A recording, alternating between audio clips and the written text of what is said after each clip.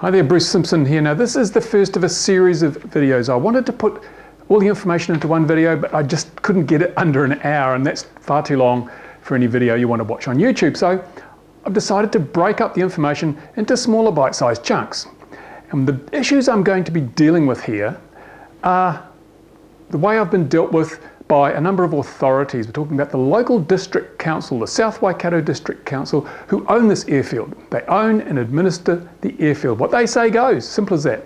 I'm talking about CAA, the Civil Aviation Authority in this country, who have a responsibility to preserve and ensure the safety of the airspace above us. They have to make sure that dangers are minimised and people do things properly so as to ensure everyone can use this resource without conflict and without risk to themselves or others. And then there's Model Flying New Zealand. These are the people who administer the National Model Flying Body. There's an executive of people there, and I'm going to talk about the way they have dealt with me and the things that I've done. Because the bottom line is I just expect to be treated fairly and reasonably and the same as everybody else. I don't ask for special treatment. I don't ask to be given special preferences or privileges above anybody else, but I don't expect to be actively discriminated against. I don't expect people to act with bias or prejudice against me when they're carrying out their role as an employee of the state or the local authority, or as an elected member of a national body that carries some very, very powerful monopolies gifted to them by CAA. So, as you know, I'm not allowed to fly at this airfield. I'm not allowed to fly for several reasons. Firstly, Model Flying New Zealand took my wings from me and refused me membership. So under the terms of civil aviation's regulations, I'm not allowed to fly at an airfield or within 4 kilometres of an airfield without these wings qualifications. And they have chosen to take them from me for purely political reasons, as you'll see later on. Now, also, I'm not allowed to fly at the airfield because the local council says I cannot, and they own the airfield. I have a letter here from Mr. Roger Fisher dated 16th of April 2014 in which he says you may not fly at the airfield. Your permission has been withdrawn, and it says any instance of you flying model aircraft or knowingly creating endangerment at the airport shall be treated seriously. So it's a threat. It's a threat. You fly model aircraft at this airfield, watch out. Okay? Even though under the terms of CAA's regulations I could still fly here so long as I had someone with wings supervising me, Roger Fisher from the District Council has told me that I may not, and that if I do, I'm in big trouble. So it's kind of interesting, isn't it? I have been singled out. Everybody else in New Zealand can fly at this airfield. Every other model flyer in the country could fly at this airfield so long as they had wings or someone supervising them, except me. Why have I got this special treatment? Why am I being singled out for this prejudicial treatment? You've got to ask, don't you? Is it because I'm dangerous? I mean, obviously we're talking safety here. The big thing that everyone has spoken about is safety. We have to preserve safety at all costs. So you would think that if someone like myself, who is a world-acknowledged expert in the hobby of model aircraft and a lot of the technology associated with it, someone like myself who has proven to have very, very good flying skills, someone like myself who has trained numerous people to fly model aircraft, someone like myself who manufacturers, distributors, and just participants in the hobby regularly come to for advice and for information, and to consult with me on various things.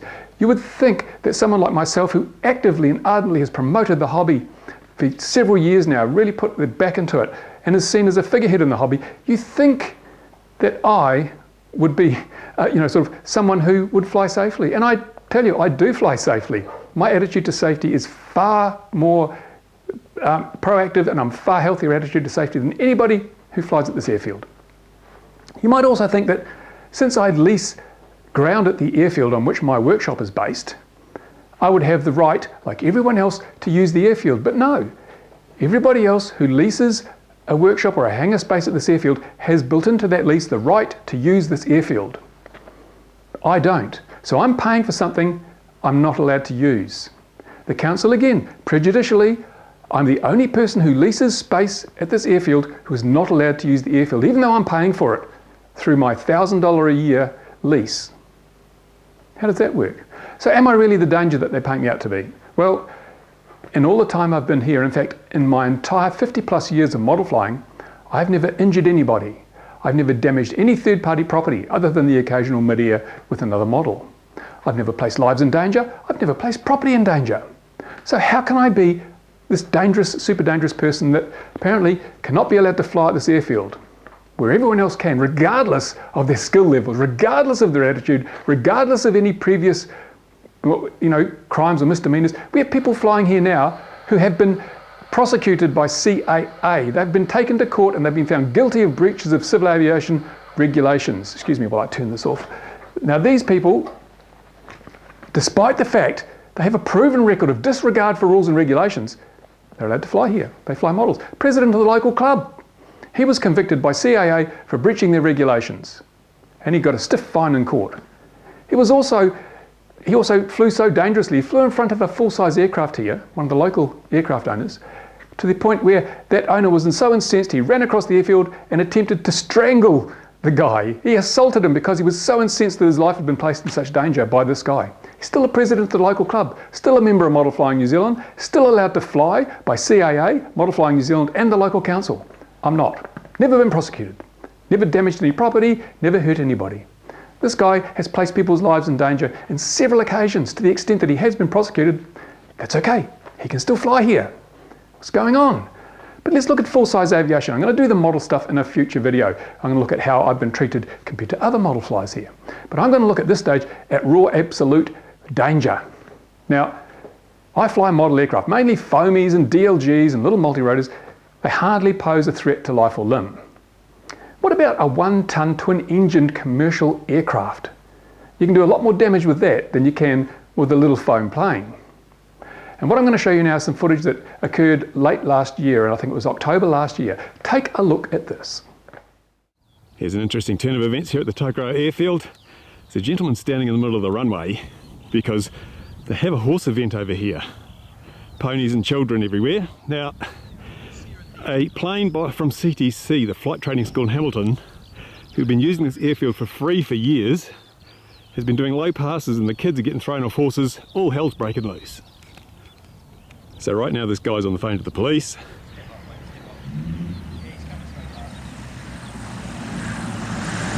Here it is.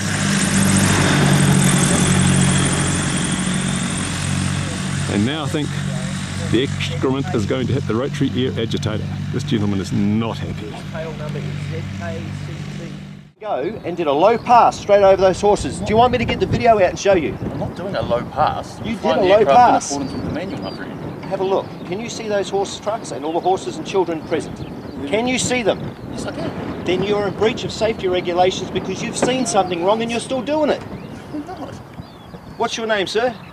None of your business. What's your name, sir? I've got the police on the line right now. I don't have to tell you. That is business. Okay. Yeah. Okay, we've got police en route. See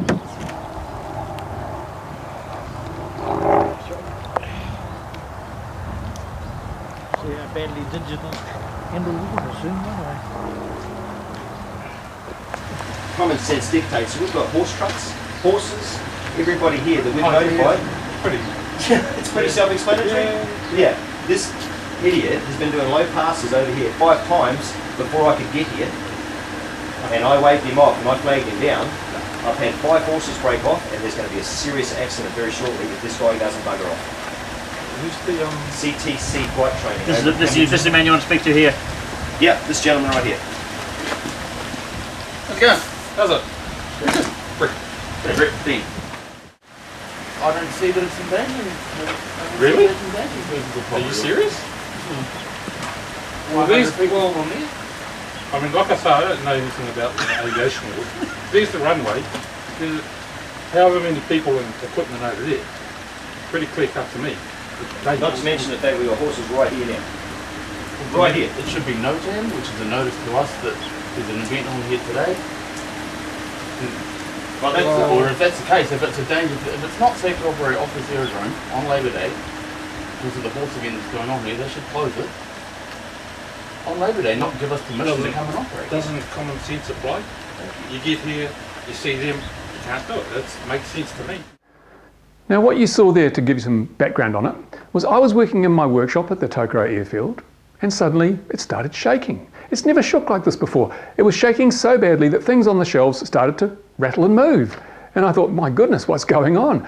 Obviously there was an aircraft flying very, very close to my hangar. I rushed outside and what you saw in the video was what unfolded. As I ran out of my hangar, I looked around and I saw that diamond twin star passing over the hangars here at a height of about 100 feet, which is very, very low for an aircraft that size, and then disappearing across the adjacent field where the local pony club was having their regular one-day event. And as a result, there were horses bolting, there were children in peril because, I mean, a kick to the head from a horse can kill you. People die every year from being kicked in the head by a horse. You can get thrown from a horse when it's spooked, bang your head on the ground or on one of the jumps and get killed. It's very, very dangerous.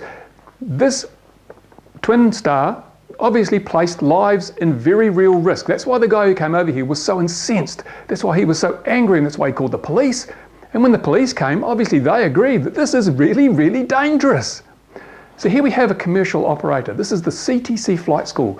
They don't operate from this airfield, but they use the airfield on a fairly regular basis for touch and goes, landings and that sort of stuff. They placed the lives, and well, certainly the lives and probably the property as well, if you consider a pony a property, they placed the lives and property of people in immediate danger, in jeopardy. There was a very real risk of injury or death associated with their actions, right? Have I ever done anything that has produced a risk of injury or death to people? No, certainly not in my flying activities. But that flight school, allowed to fly here, still allowed to fly here. What's more, I pay $1,000 a year to lease the ground on which my workshop sits, which is supposed to give me a right to use the airfield. These people pay nothing. So I'm paying money, I'm not a danger, I'm not allowed to use the airfield. These people clearly pose a very real threat to person and property. They don't pay anything, but they can still use the airfield. When I contacted the local council about this, I said, look, you know, this aircraft has actually buzzed this pony club. People could have been killed. The council's response was, well, the pony club should have paid $300 to close the airfield for the day, and then they wouldn't be bothered by planes. Well, I'm sorry, that's not true, because the problem was caused by this twin star doing navigational passes over the hangars and over the pony club at such a low level that obviously the ponies bolted and kids were getting thrown everywhere. Now, you'll notice in the video that the weather was quite bad. At times it was very, very overcast. There was very low cloud base. The reason this twin star came in so low is because the cloud base was so low, they wanted to maintain visual flight rules. So they had to fly under the cloud base. It was misty, it was foggy. To do that, they had to come right down to about 100 feet. Now, having the airfield closed would not have stopped them doing that. This is a navigational pass. So the council was full of bullshit when they said that. Absolute rubbish. That would not have stopped that happening. But it's a convenient out for the council. Now, I also spoke to CAA, and this is where things get very interesting. I said to CAA, what do you have to say about this? This aircraft placed life in danger. And the CAA's response through Rex Kenny from CAA was that the pilot did nothing wrong. In fact, we were seriously considering prosecuting that guy who stood on the runway. He's the guy that did something wrong. I mean, I'm blown away by this. Apparently, according to Rex Kenny, who is a CAA official, he believes that there is nothing wrong with buzzing a pony club to the extent that people's lives are placed in danger in a full-size aircraft that weighs a ton or so. Nothing wrong with that. It's not against the rules, apparently. I would have thought there'd be a rule that said it would be illegal to operate a full-size aircraft in a manner that posed a threat to personal property, but he assures me that's not the case. And he wouldn't lie. So there you go. Then the guy who wanted to protect lives by stopping the plane, they were seriously thinking of prosecuting him because he did break a rule. You're not allowed to stand on a runway. This just beggars belief, doesn't it? In order to save these children, he had to break the law because the act that was actually endangering the children wasn't illegal. This is crazy. This is what I mean about things need to change down at this airfield, and certainly possibly even over wider areas. Now, you might think, well, that was a one-off, wasn't it? No, this crowd, okay, maybe they made a mistake, so they're still allowed to fly here, no problem. Well, just a couple of months later, something else happened. Now, remember the council said that the pony club should have paid to have the runway closed, then they wouldn't have been bothered by the plane. So you think, if the runway's closed, the planes won't come here, right? They won't land. Well, take a look at this. Here we are at the Tokoroa Airfield. It's the 12th of December. The runway is closed for advanced driver training. Coming in from the far end is CTC Twin Star. Announced its intention to land on runway 31.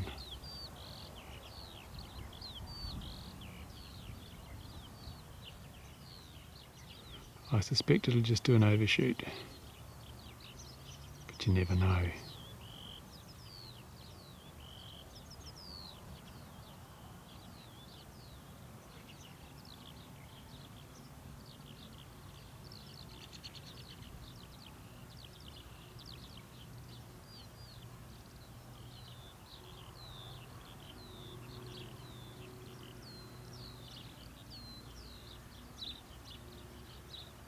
Crosses are out.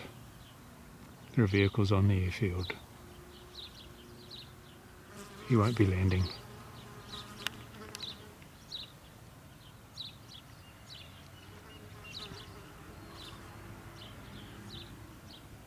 Unbelievable. Unbelievable.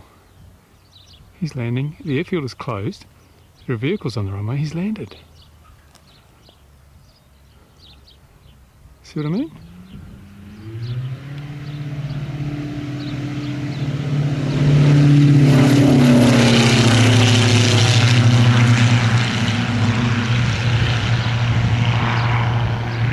Unbelievable. It's just about 1:30. Just about 1:30 when that happened. Did you see that, Barry? Oh yeah, nice one. Did you get the photos of where all the red... Yeah. The airfield's closed, isn't it, Barry?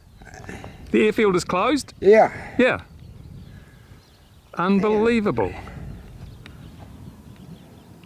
And you shouldn't have landed with that bloody thing sitting No, there's a there vehicle on anyway. the runway, there's cones on the runway, the white crosses are out, and he still landed. CTC, strike again. That's right. In that video you saw another Diamond Twin Star operated by the same flight school, CTC, do a touch and go on a closed runway. So if the council thinks closing the runway is going to protect the Pony Club, they're dreaming.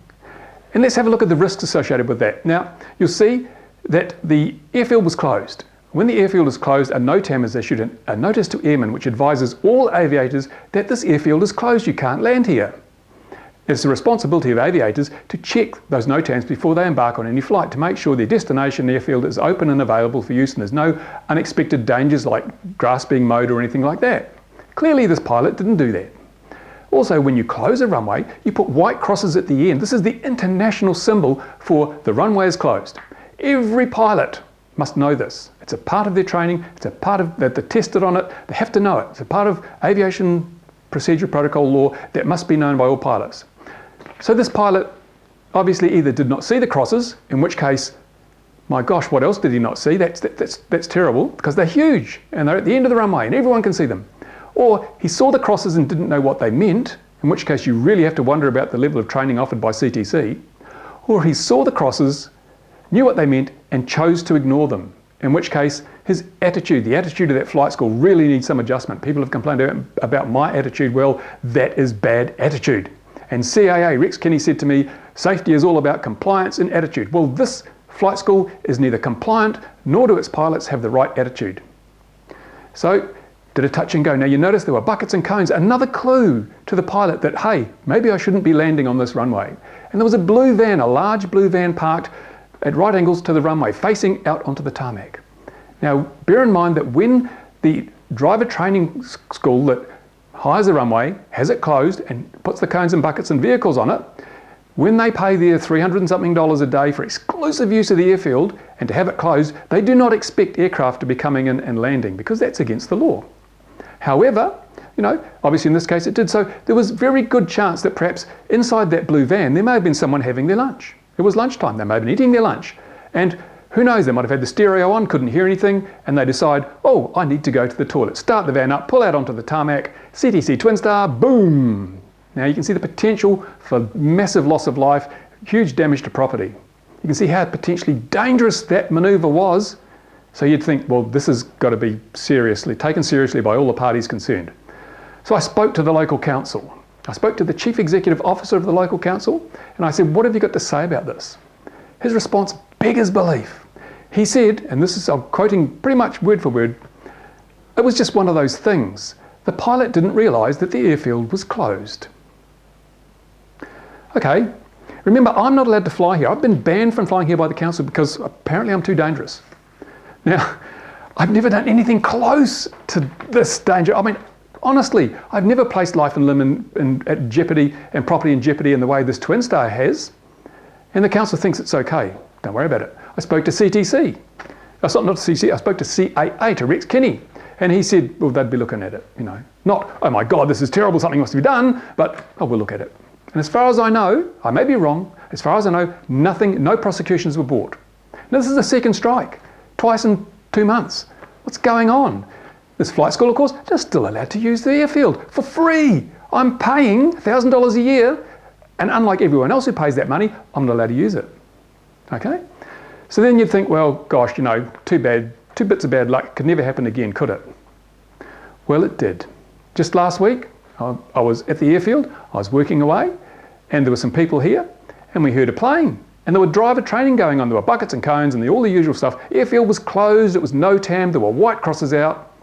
We go outside, and we see a Cessna 172 by the look of it, operated by CTC Flight School, doing a touch and go in the middle of it. Again, for the second time. This is the 3rd time in 6 months they have endangered life and property at this airfield in a way that no model could ever come close to doing. And as far as I'm aware, they're still flying here.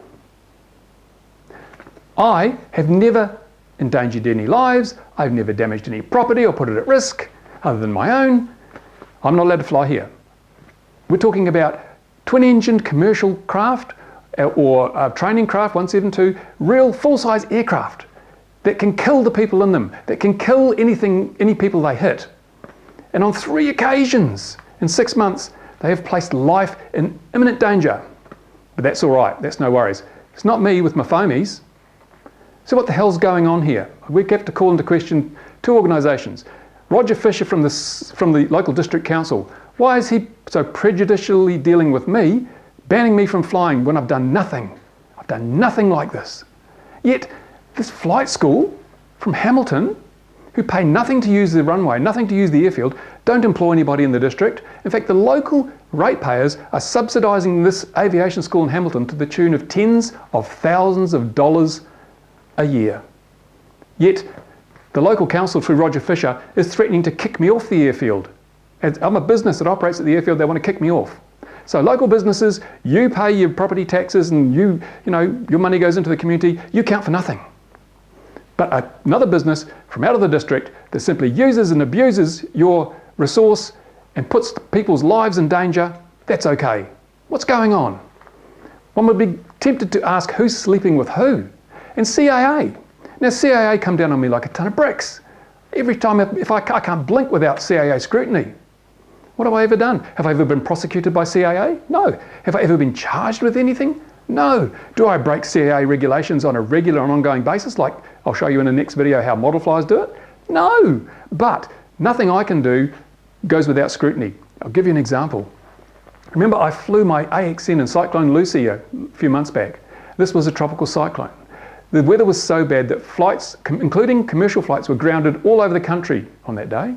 No aircraft were flying. It was just too windy and the weather was just too bad. So I figured we'll go and have a fly.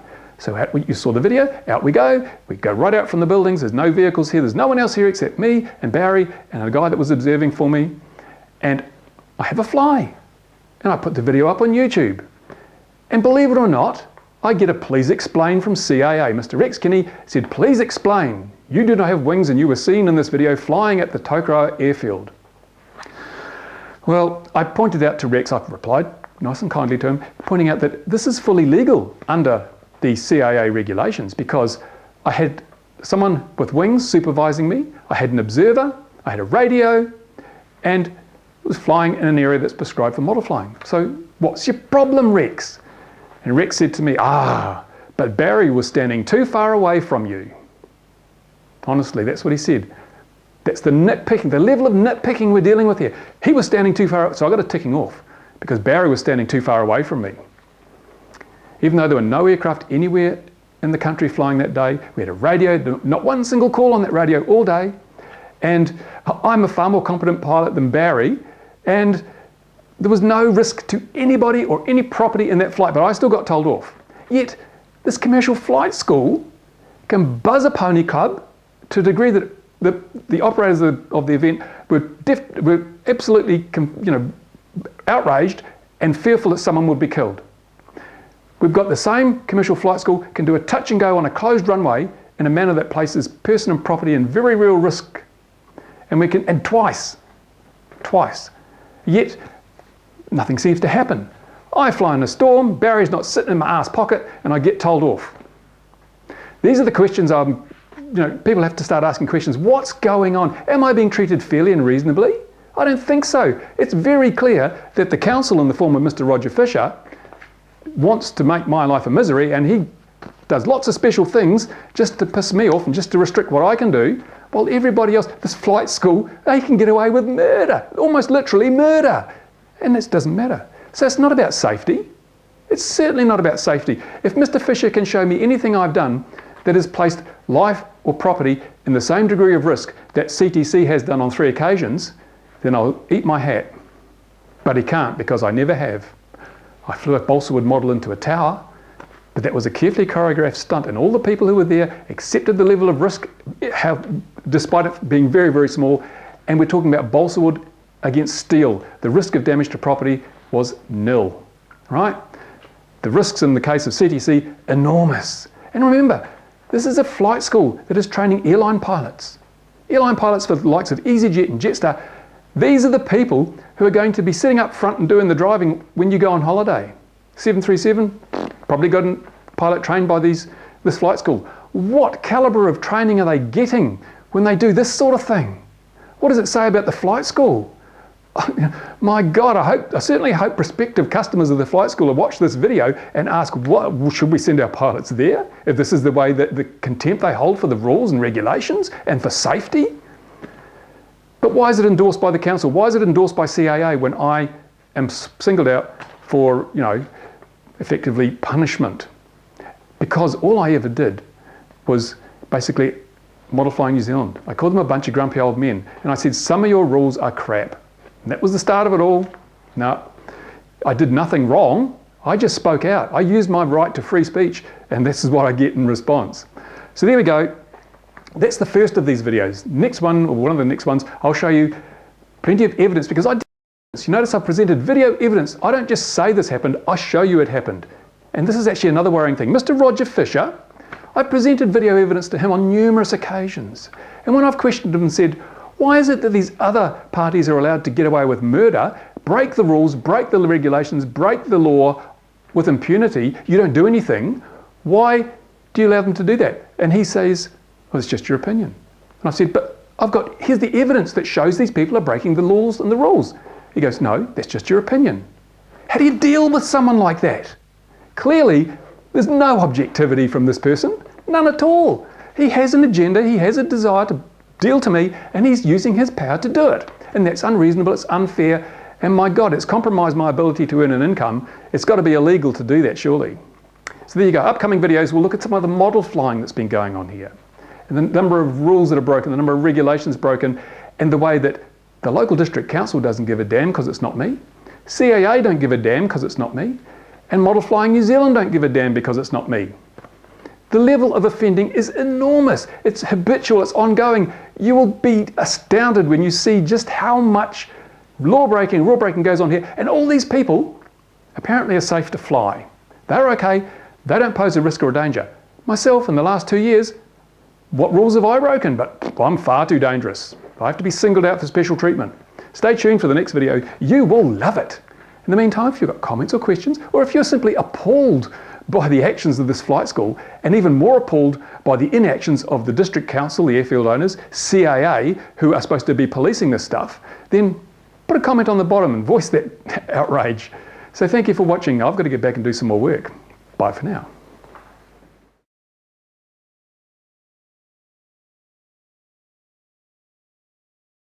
Now Bob here took a photo of the 172 that did a touch and go, just as it was departing the ground. I'll try and get a, can't see a damn thing, Bob, hold on.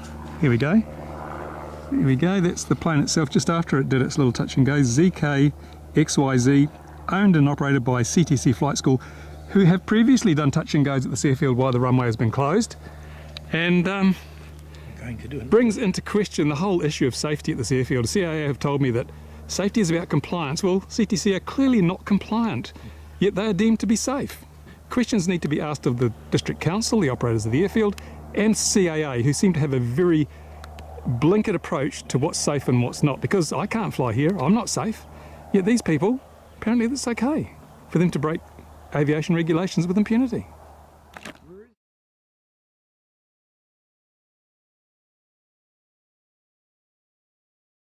Here we are, it's the 27th of May 2014. The time is just coming up to 1:15 in the afternoon, and sure enough, CTC Flight School still using the airfield despite 3 times putting life and property in danger. I'm still banned. Why?